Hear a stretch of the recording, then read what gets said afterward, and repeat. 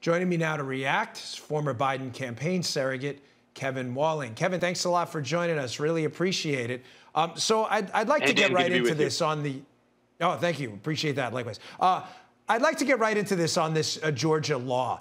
You know, the accusations of racism and Jim Crow are utterly absurd. And I'd like to get an answer from you. I had you on. I like the debate. I like to hear both sides. Isn't it racist to claim, falsely, by the way, that blacks and Hispanics can't figure out how to get a driver's license or can't figure out what their social security number is, as would be demanded by the Georgia law and their voter ID provision? Yeah, Dan, it's a good question. I think lost in this debate has been this escalation in name calling, in references back to Jim Crow. And let's have this dialogue about what this new law actually does. And let's be very clear about that.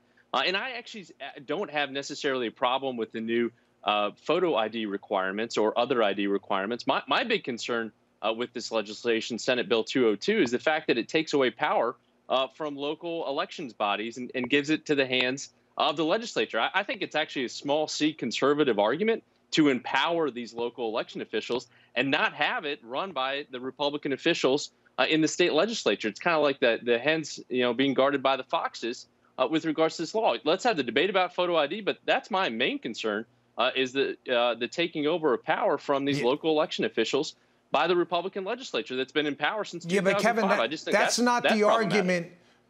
That's not the argument prominent people on the left are making. Very few are bringing that up. And we can debate. I know what you're talking about with that. I disagree with you on that point. But I want to stick to the voter ID because that's the one that's sucking all the air out of the room with these absurd claims of Jim Crow and otherwise. I wrote down some numbers before I came on the air. If voter ID is racist, then why is it that in the 2018 election, black voter turnout was up 27% and Hispanic voter turnout was up 50%? If it is an effort to racially suppress the vote, they are doing a really crap job. Wouldn't you agree? I do. I think, studies show that, if you have the intention of voting, you're going to figure out a way to do it, even if there's new restrictions in place, whether it be in-person voting or absentee mail voting. So I think, Republicans passed this law single-handedly in their legislature, signed by Governor Kemp. And I think Democrats are, going to put up a fight after the fact, unfortunately. We're seeing some other states move forward in that direction.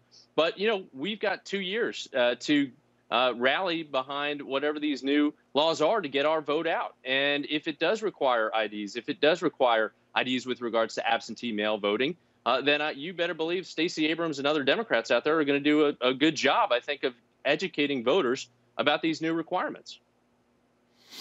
Now, why the need also with some on the left to lie about the bill? I mean, what Biden's saying about the bill, President Biden, is entirely inaccurate. He's brought up a couple times now that it demands somehow that the polls close at 5 p.m. He's made a big point about this.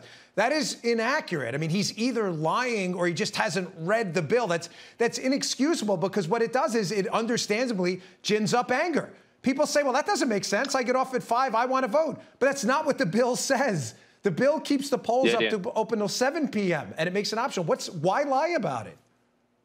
Yeah, Dan, I think he was likely referring to previous versions, and actually the Republicans watered down. You saw President Trump actually going after Governor Kemp for taking out some of these provisions when it comes to timelines with voting, specifically early voting. We know that's not the case. It's from 7 to 7. So those statements were inaccurate by President Biden. And you're right to call him out on that, and the Washington Post did as well. But let's have the debate about what this bill actually does. And to my original point, that's my singular problem, is the fact that it really usurps local control of our elections and puts it in the hands of the legislature. That's my main concern. Yeah, well, I really wish, Kevin, more people on the left would have substantial and serious policy debates without this just garbage about Jim Crow. It really does nothing for the country. I appreciate Dan, your sober take on it. So. This is the most fundamental American right, as you rightly said. Let's have this debate out in the open. Let's not have bills signed by one party or the other. That's concerns with H.R. 1 on the Democratic side. It can't just be a bill that monumental that just has Democratic votes. Let's figure out ways to work together, but it can't just be one side against the other and a single party control over the most fundamental right in this country, which is voting. Yeah, I got to run, Kevin, but thanks a lot. I really appreciate you coming on. So President Biden's more than willing to speak out against Georgia.